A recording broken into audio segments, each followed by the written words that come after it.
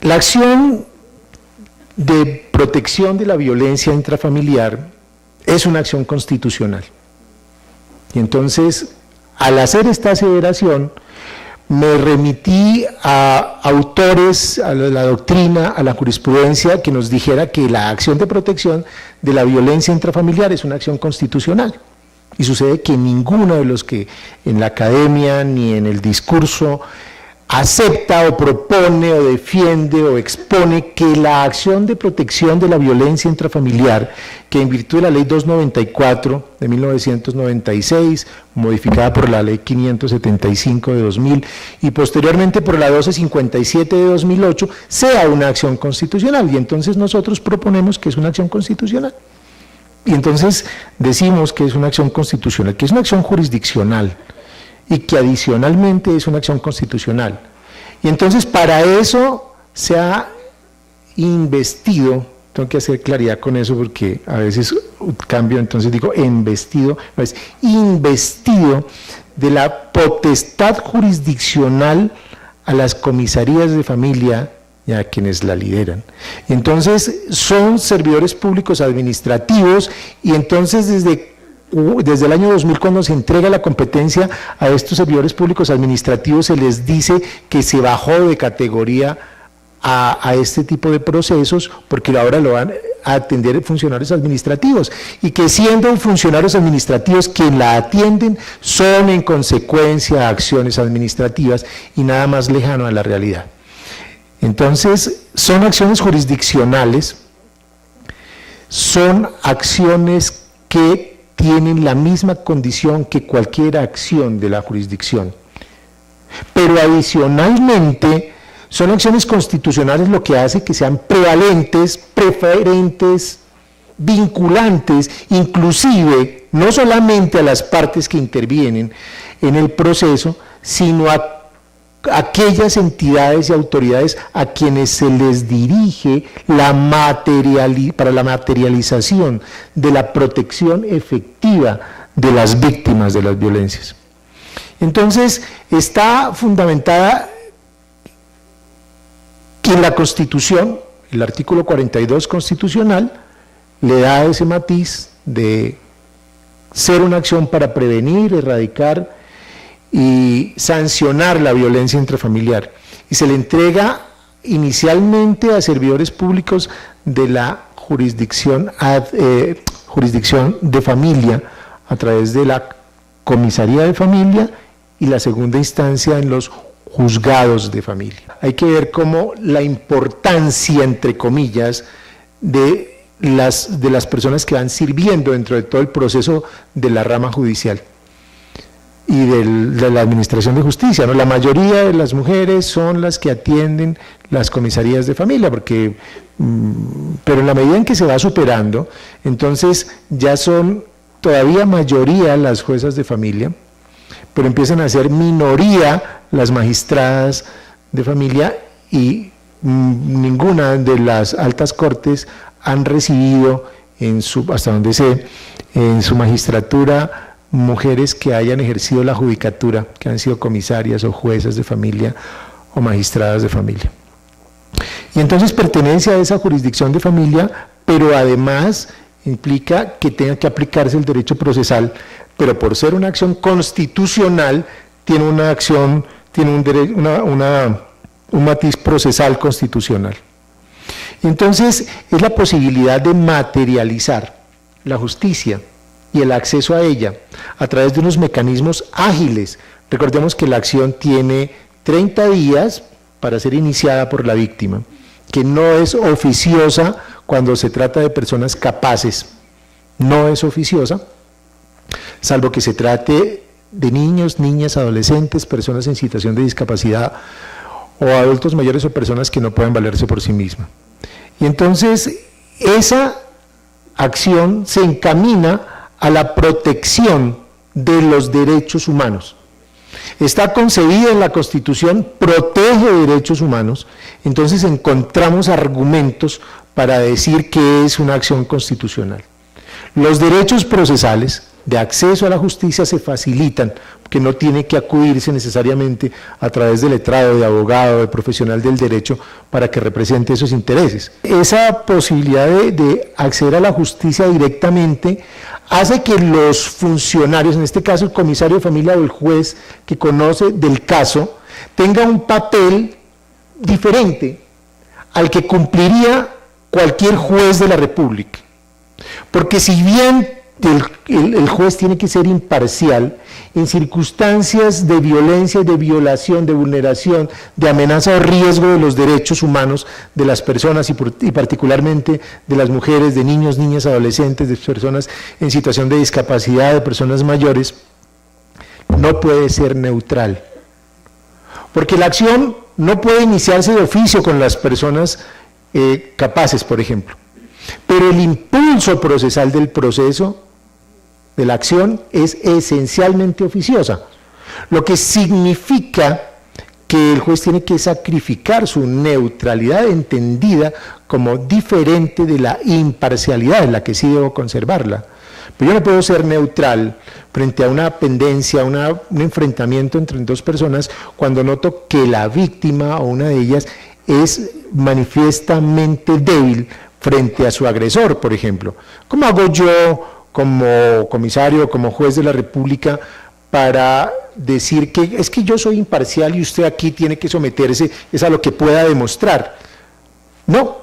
Entonces esta acción, por su condición excepcional, le da la facultad de indagar la verdad y de establecer, después de instaurada la acción, lo que fuere necesario para lograr su cometido, la misionalidad de la acción, que es la protección, la prevención y adicionalmente la sanción.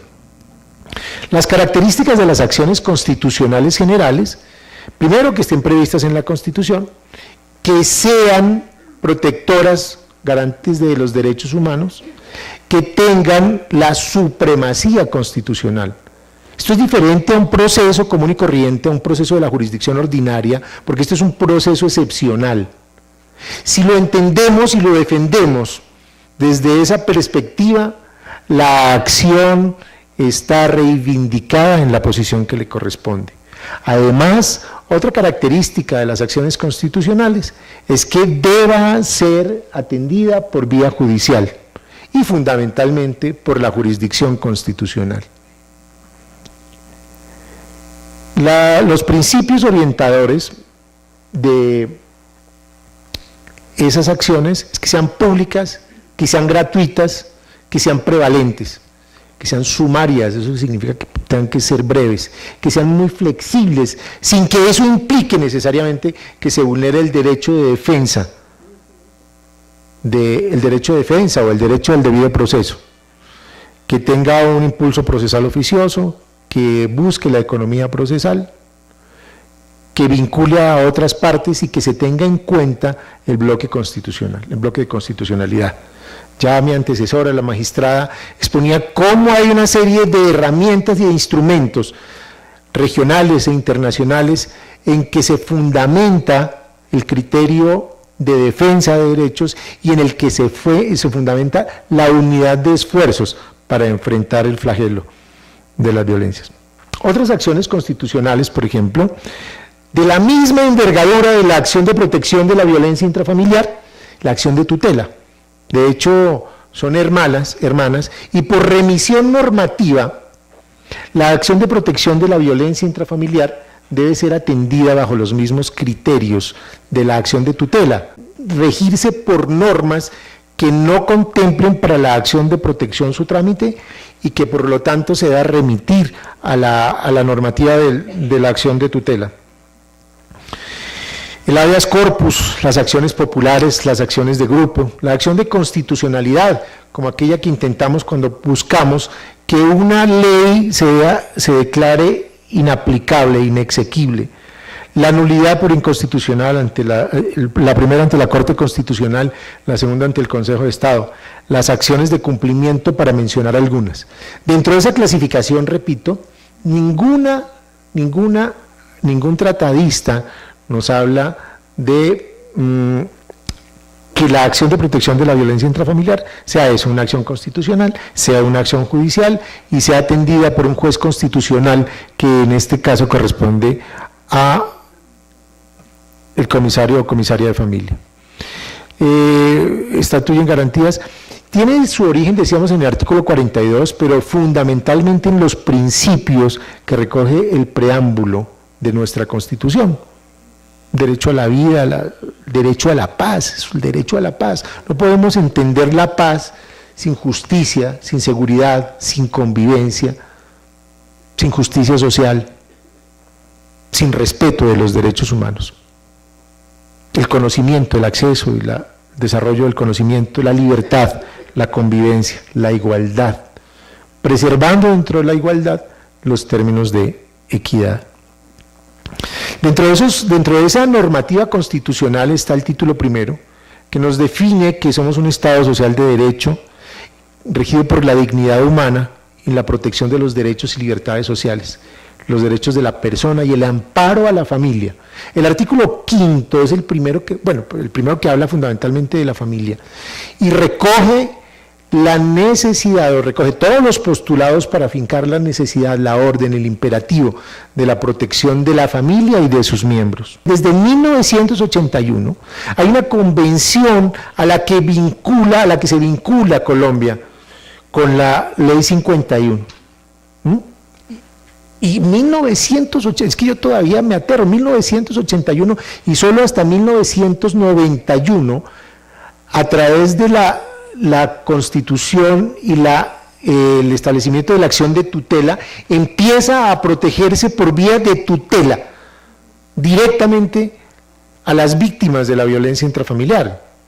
Y solamente hasta 1996, 15 años después, empieza a aplicarse una disposición normativa y una acción de protección superior para la protección de esas víctimas.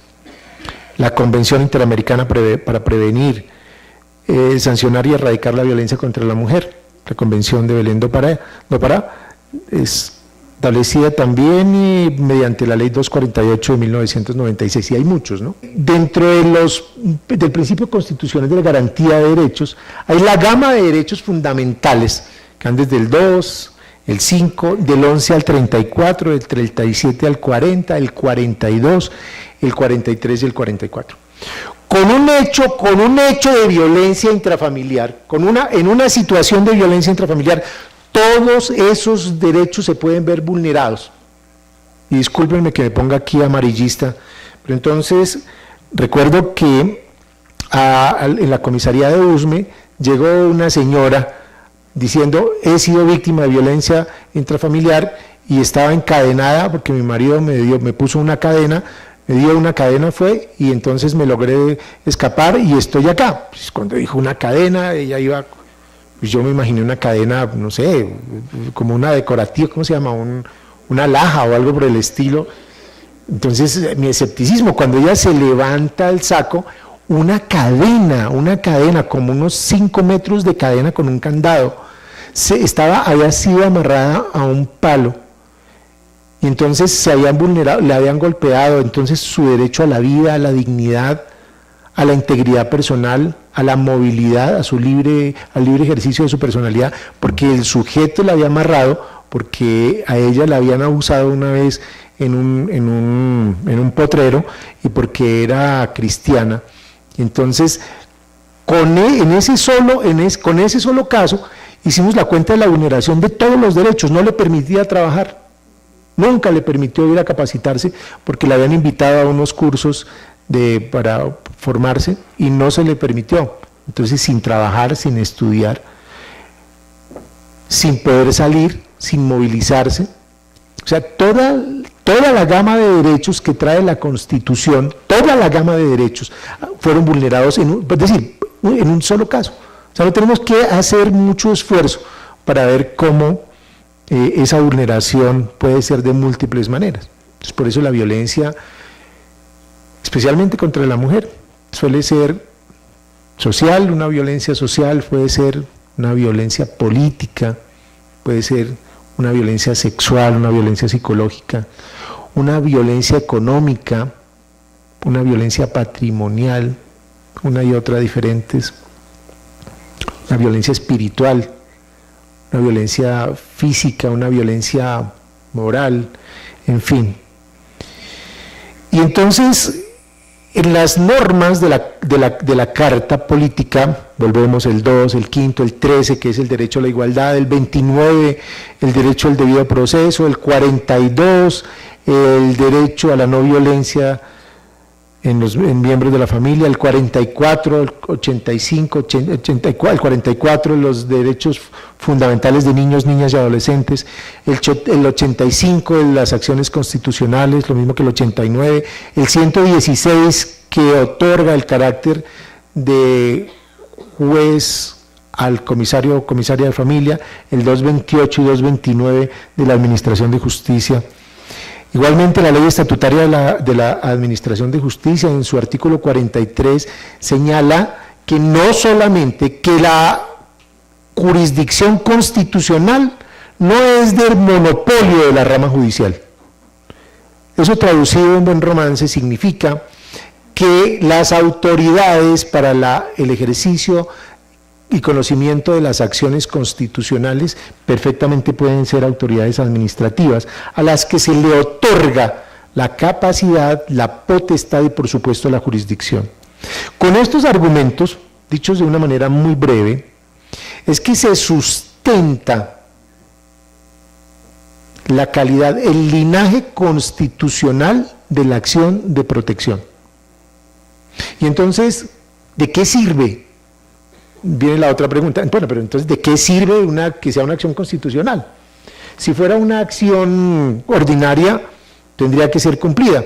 Pero entonces lo que decía al comienzo es que esa acción constitucional es prevalente, es preferente, es perentoria, y ahí nos toca como comisarias de familia, nos toca, si es perentoria, quiere decir que tengo que cumplir los términos. Corremos de la misma manera en las comisarías o en los juzgados en la segunda instancia a una acción de protección de la violencia intrafamiliar.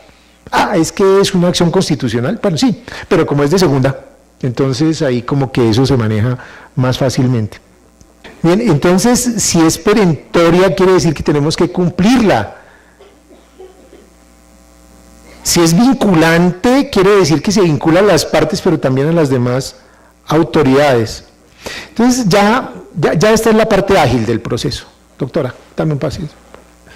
Viene la parte ágil y es cómo se propone, cómo se instaura. Es una acción que puede ser instaurada directamente por la víctima, se convierte automáticamente en ese instante, se gradúa como abogada procesalista, porque entonces ella puede agenciar sus propios derechos y instaura y pide pruebas. Y entonces es el problema cuando hablábamos de la imparcialidad y la neutralidad, ¿no? ¿Cómo le podemos exigir a la víctima de violencia intrafamiliar que lo único que ha tenido cercano en materia de justicia es lo que ha podido ver por televisión? Y entonces decirle que agencie sus derechos y que litigue en causa propia. Entonces es ahí en donde la jurisdicción asume el impulso procesal para que las pruebas y en general la búsqueda de la verdad no se limite a la búsqueda de la verdad procesal, o sea, únicamente lo que quede en el proceso, sino que pueda ahondar y escudriñar y auscultar las problemáticas de las violencias para poder tomar decisiones efectivas. Es que yo, como cuando fungía como comisario de familia o haciéndolo como juez, yo puedo amonestar al sujeto o al agresor o a la agresora, puedo limitar la custodia, las visitas, o puedo regularlas, puedo desalojar a la persona agresora de su propia casa. Entonces estamos hablando de derechos en tensión, el derecho a la propiedad privada y el derecho a la vida. Y entonces frente a esa ponderación ceden los derechos superiores, como es el derecho a la vida y a la integridad, y ese propietario sale de su casa para ceder paso a la protección. Puedo ordenar el desarme del sujeto. En situaciones extremas, puedo poner a la víctima en un lugar de protección, de resguardo para su integridad. Y entonces acá hay que jugar hay que tener una sensibilidad tremenda para poder mirar si ese tipo de acciones de protección, de medidas de protección, son lo suficientemente efectivas y pertinentes. Recuerdo que el señor Guío, un señor, pero una persona suavecita, un ser humano maravilloso, era demandado por violencia intrafamiliar, entonces acudió a la audiencia con la señora Patricia, algo que no recuerdo el apellido, pero el señor sí era el señor Guío, me acuerdo como si fuera ayer. Entonces en la audiencia el señor decía, yo estoy muy arrepentido, realmente me dejé llevar por los celos y atenté contra ella, pero afortunadamente no le logré pegar sino como 2 puntazos. Le había intentado coser a puñaladas, pues como dicen en el argot popular. Pero tranquilo, señor comisario, yo acepto lo que usted imponga. Yo le juro, le prometo que jamás vuelve a pasar algo así. Y entonces la señora insistía en que él debía irse de la casa. Y entonces ella se empodera y exige en la audiencia que el sujeto sea desalojado. Y entonces bueno, sí. Y entonces uno dice, bueno, ella pide el desalojo. Porque inicialmente había dicho en la demanda, no, yo lo que quiero es que le digan que no más, que no me vuelva a pegar y que ya. Entonces ese giro fantástico que toma en el curso del proceso la lleva a pedir el desalojo del agresor. Pero yo le dije, mire, pero de todas maneras este señor es peligroso y le puede hacer daño. Dijo, no importa, yo lo enfrento. Y entonces aceptó la medida y el sujeto fue desalojado. Y le decía, ¿y por qué no se va para una casa refugio? No, es que como así fuera de eso, de víctima, mire lo que me ha hecho, tengo que salir a esconderme, ¿a usted le parece que eso es el restablecer mis derechos? La señora muy empoderada, y yo, pues sí, tiene razón, ¿no? Finalmente. Pero bueno, el asunto es que la señora sale y como a los 2 días me entero que el señor Guío va y le dispara. Entonces, y aquí este ejemplo cabe para 2 cosas. Doctora Josefina, lo que usted decía es cierto, es que mire, las solas cirugías de esta señora iban en 800 millones de pesos. El costo de las cirugías para la reconstrucción de toda su parte abdominal, gástrica y eso. 800 millones de pesos. O sea, si hubiéramos podido hacer un trabajo mucho más cercano y hubiésemos ahí el mea culpa, porque yo sí tuve realmente algún grado de responsabilidad en la medida en que debí haber actuado con un poco más de severidad con la señora para tratar de hacerla entrar en razón sobre el riesgo. Pero es que desafortunadamente, comisarias, comisarios, jueces, nos falta, hay un cortocircuito en la bolita de cristal esa que tenemos, y nos queda muy difícil realmente leer el futuro de una manera completa, ¿no? Completa. Podemos leerlo, pero de una manera no tan completa. Entonces, imagínense que esas acciones, esas medidas de protección encaminadas, son de tal envergadura y de tal capacidad, y se cumplen además, en buen grado se cumplen, que hace de esto una acción efectiva. Se admite la demanda, se dictan medidas provisorias dentro de los 4 días, que puede ser las que refería o las que se consideren necesarias. Además, la ley no restringe al funcionario a que cumpla únicamente las que dice ahí, sino las que yo vea como juez o como comisario o comisaria que deben adoptarse y son meramente enunciativas. La notificación es muy ágil, la notificación se cumple por aviso en el lugar de residencia de la presunta agresora, de la persona agresora. Pruebas y fallo que se producen en la misma audiencia. Aquí tenemos un ejercicio cercano a la justicia restaurativa, en donde víctima y victimario, si la víctima quiere, si es mujer víctima, quiere confrontar a su agresor, quiere confrontar a su agresor, puede hacerlo, y allí podemos buscar la reparación sin que pueda entenderse bajo ningún punto de vista que se está hablando de conciliación. La conciliación no está reglada para los casos de violencia intrafamiliar. El que la ley diga que se busque fórmulas de avenimiento, lo interpretamos como una oportunidad para aplicar un mecanismo, un modelo de justicia restaurativa, pero no puede conciliarse. Puede decir, la comisaria acepta la conciliación a que llegan no, porque si esa conciliación no está arreglada, no surte efectos vinculantes, es decir, efectos ejecutorios. Únicamente las conciliaciones que están autorizadas por la ley hacen tránsito a cosa juzgada y pueden ser ejecutables. Ejecutables quiere decir que son obligatorias y que de no cumplirse pueden hacerse cumplir por la autoridad respectiva.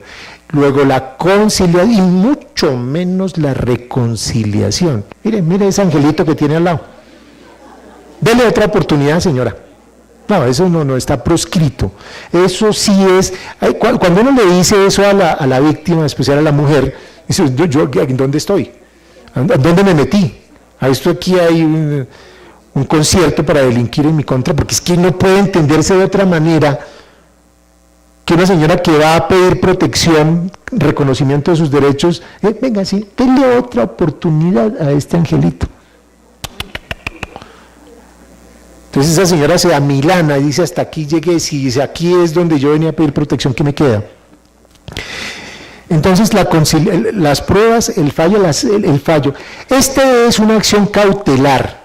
Eso significa también que no tiene que darse, es que usted no logró demostrar que le pegó, que la vulneró. El solo riesgo, la amenaza y la demostración de la existencia del riesgo da lugar a la medida de protección. O sea, yo sé que no demostró el hecho de violencia, pero que saliendo de aquí, después de lo que le dijo acá, es muy probable que pueda materializar las cosas. Entonces yo tengo que prevenirme. Entonces ahí es donde yo decía que nuestra bola de cristal no funciona plenamente, el cortocircuito. Entonces debemos aprovechar como esos cortos para decir, venga, si sale sin una medida de protección esta señora, lo más probable es que sea víctima de violencia. Entonces, una medida, como no es sancionatoria, ahora yo no puedo, por simples sospechas, desalojar al agresor. Debe haber una correspondencia y una proporcionalidad con las medidas que se adopten. Pruebas, fallo, es apelable la decisión. Si se apela va a segunda instancia ante el juez de familia, el incidente ante el incumplimiento se tramita de igual manera, con la posibilidad de una sanción, que es la multa convertible en arresto de 2 a 10 salarios mínimos legales mensuales, entre 1.200.000 y 6 millones algo, que si no se cumple se convierte en arresto, va al juez de familia para que sea el juez el que ordene el arresto. Lo que consideramos que no tiene sentido en la medida en que el servidor, pero está así la ley, no vamos a... Y si no paga la multa, se ordena el arresto, el juez ordena la captura, se materializa la aprehensión y el expediente regresa a la comisaría, porque son acciones que si se aplican, que si se les respeta la condición, el linaje, deben surtir los efectos para los cuales están diseñadas. Muchas gracias, muy amables. Muchas gracias.